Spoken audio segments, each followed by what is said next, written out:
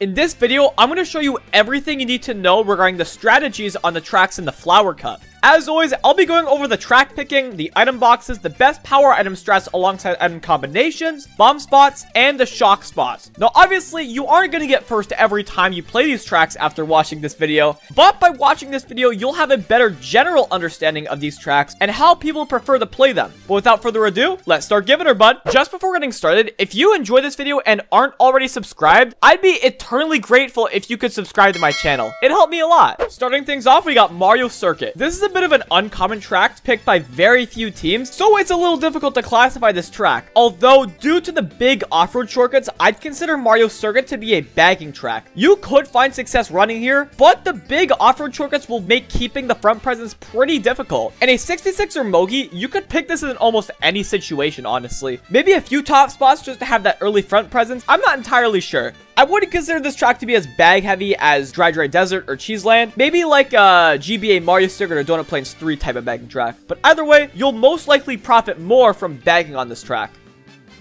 As per usual, the start of the race is pretty soft with there being only 6 single boxes at the first set. You have a tiny bit of off-road you can cut off here, so this isn't a bad spot to chain mushrooms and stick to the off-road for as long as you can. At the second set, you have 4 single boxes with a double box left of the very right box. You have to go a little wide for this double, so it can be a little risky in the pack. Lastly, you have 4 single boxes at the last set with a double box in the middle. This is a very easy double box to approach, making this a hot spot on the track, especially in a lap 3 situation in the pack. You gotta be careful if you need a double box here.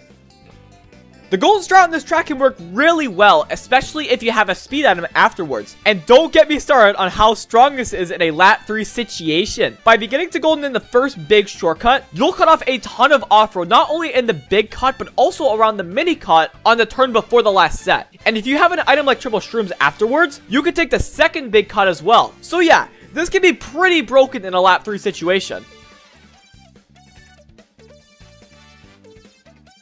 As for the star, well, by chaining it into the last set, you can get another box and take the ending shortcut. There aren't any immediate combinations you can take advantage of by using the star strat, but if you happen to chain this just behind the pack, you could pull triple shrooms, or even better, like a golden, in which you can take the first big shortcut on the following lap. And of course, this is great in a lap 3 situation. And the bill strat remains the same as well. Make sure to delay your bill usage a little bit as you hop in the first big cut, just to ensure that you won't get dropped off too terribly. Even here, as long as you do a right hop into a left drift as your bill runs out, you should be giving her full throttle. On Mario Circuit, there are 2 bomb spots worth mentioning. However, they aren't that powerful since there aren't that many decent bomb spots on this track to begin with. But for what it's worth, you can back a bomb in the middle of the track before the last set. This one is barely avoidable, but you won't be able to get a double box by avoiding it. You can also back a bomb before the glider ramp. This one isn't the greatest simply because you have the glider ramp for quick recovery, and you can avoid it. Altogether, you can't really do a whole lot with the bomb on Mario Circuit. Before making this video, I thought chaining your shock into the last set would have been the most optimal shock spot. And it definitely can be if you're using it right behind a tight pack. But I feel like chaining shock into the second set will give you a lot more wiggle room, as well as more opportunities to catch up if, say, you're really far behind. Even though the people in front of you will be able to get a box at the last set, you'll be set up better than everyone, especially if you bring power items to the front. The people who pull your kind of items in the back will pull them when you're just about to finish the race. So yeah, this shock spot's pretty solid. But that's all there is to Mario Circuit. Time to give her on Toad Harbor.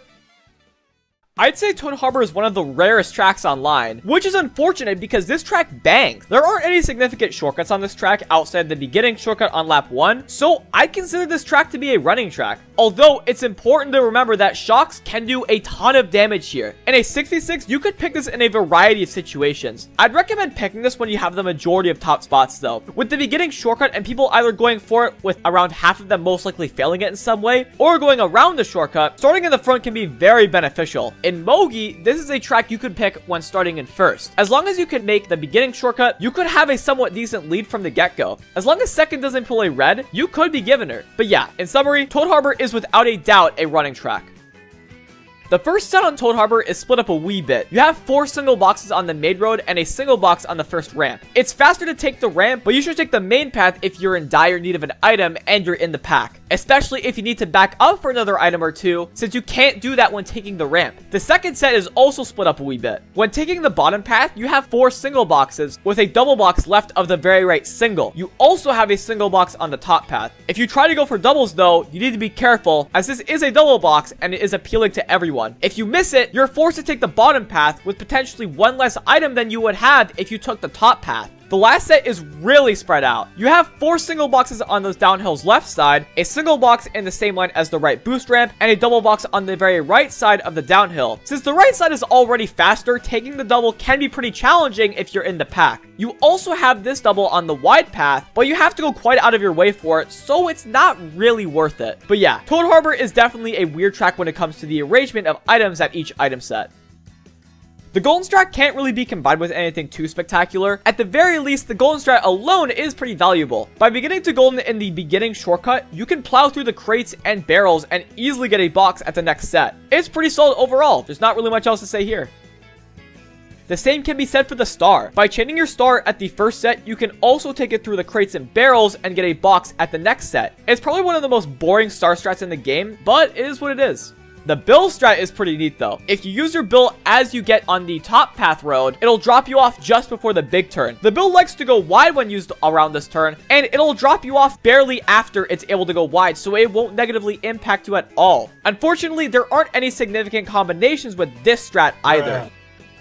There are 3 bomb spots on this track that can do some serious damage. At the beginning, you have 2 bomb spots to choose from. You can either back a bomb after the beginning shortcut or just before the ramp. Both are pretty solid, but are avoidable. You can even avoid both simultaneously if the person in front of you really wants to farm you. The best bomb spot though is after the boost ramp on the top path. People have no chance of avoiding this, so as long as you have protection afterwards, you should be given her full throttle with nothing to worry about. I was originally going to talk about chaining your shock into the second set, but honestly, chaining into the last set is just a lot better, especially in a lap 3 situation. On lap 3, a train that trails 2 item boxes will be in the same range as the last set. This makes it easier than ever to have 2 items going into the end of the race. So by chaining your shock into the last set, you deny most people in front of you the ability to take advantage of their 2 items. They also won't be able to take the ending shortcut, so this can be a really strong shock spot. But anyway, that's the way she goes on Toad Harbor. Next up, Twisted Mansion there, bud. I think Twisted Mansion is a very unique track for how it's played online. I feel like it's really easy to run, but at the same time, really easy to catch back up, especially with shock. Obviously, this has to be a balanced track. You'll never really know how well your team is going to do until a shock is used here, if there is 1 or 2 in play. I'd recommend picking this track if you have spots behind top 2. If you have, say, 3rd through 6th, I'd be surprised if less than half your team pulls shrooms to take the beginning shortcut. It's a very easy way to take control of the front early. Just make sure you have a few people in the back to cover the shock situation. And Mogi, once again, a great track to pick if you're in the middle and looking to likely pull a shroom first set. That is if you're looking to run this track. Overall, Twisted Mansion, definitely a balanced track. At the first item set, you have 3 single boxes before the left path and 3 single boxes before the right path. It's important to communicate which box you're going for to your team, since you want to have the best chance possible of pulling shrooms. At the second set, you have 4 single boxes with a double box left of the very right box. Even though it seems like you have to go pretty wide for this, since you're coming up to a straight, it really isn't that bad. However, since it is a double box, it makes it that much more appealing. At the last set, you have 3 single boxes with a double box on the very right on the left path and vice versa on the right path. Going for this double box could make or break your race, so you gotta be careful here. If you have a golden and another speed item afterwards, this golden strat can be really broken. By beginning to golden just after you land, you'll be able to take the ending shortcut and get a box at the next set. With that item, or the item you had behind your golden, use that to take the beginning shortcut, and you'll be given her like it's your job. Having a speed item behind your star makes the star strat so much more relaxing, since it's really tight on its own. You don't have to burn your shrooms as I do here. It's situational. I mean, yeah, you can just use your shroom in the shortcut. I don't know why I used my shrooms where I did here, but regardless, it certainly makes getting through the beginning shortcut a lot easier. And you can combine the bill with any item, really. Just make sure to hold back for a little bit before going off the glider, just to ensure your bill will take the top path. It should drop you off at the first set. With another speed item, this can do wonders online. Twisted Mansion has 4 bomb spots that work really well. Right away, you can easily back a bomb on either path you're on, and as long as you aren't too close to the people behind you, they have no chance of avoiding it without slowing down or backing up. You can also back a bomb anywhere after the beginning shortcut, whether it be before, inside, after a shroom, or after the cut. You also have the bomb spot after the first turn of the underwater section. You won't be able to see it until just before getting hit, so this can be a very strong bomb spot. Lastly, backing a bomb on the top path is just cruel, honestly. And in a lap 3 situation, starting the chaos could be your ticket to a fat dub if you don't screw yourself in the process. There's no debate here. This shock spot trumps any other shock spot on this track, and is arguably one of the best shock spots in the game. By chaining your shock into the last set or target shocking people over the glider, you'll have a massive advantage. The people you shock will not only be shocked after boxes, but they could also get shocked in the air, down to the bottom path, which is a lot slower. Additionally, in a lap 3 situation, the top path can be an absolute mess. By eliminating most of the items in front of you, it is a breeze going through the top path turn. You might have to avoid some like ground greens or bananas here and there, but you should be given it for the most part. If you aren't using your shock here regularly, get in the groove of doing so. Obviously, shocks are super situational, especially in 66, but it's worth the wait to use your shock here. But now, it's time to finish her off on Shy Guy Falls. Shy Guy Falls is a really cool track. Unfortunately, it's one of the least common tracks in the game. Regardless, I'd say this track is without a doubt a running track. You have barely any places where you can break top spots, especially considering how easy the super mini turbo method of the ending shortcut is. In a 66, you definitely have options for when you're picking this track, but it's important to keep in mind that there is a mini grass cut on the second turn, so you wouldn't want to pick this when your opponents are in the middle. As for Mogi, it's really just up in the air. I feel like you can make your way to the very front when starting at least 6th. I'd say even starting in first could work pretty well for you. You might not keep it after the first mini cut, but you'll still be in the front. The first set isn't anything too special, just 4 single boxes to start off the race. Getting a box here might be difficult though if you're in say 5th through 9th. At the second set, you have 3 single boxes with a double box on the very left and the very right. You can't back up for these guys, so make sure you get at least 1 item if you really need one. At the last set, on the main road, you have 3 single boxes with a double box to the very left. You also have 2 single boxes in the ending shortcut. That's one of the minimal downsides to taking the ending shortcut. You have no chance at getting a double box, so just keep that in mind. You can combine your golden with any speed item and get amazing results. Even the golden strat alone does wonders online. Your cue to begin goldening is when your ultra mini turbo runs out on the second waterfall. You'll be able to take the ending cut and get another box, so you'll be giving her full throttle.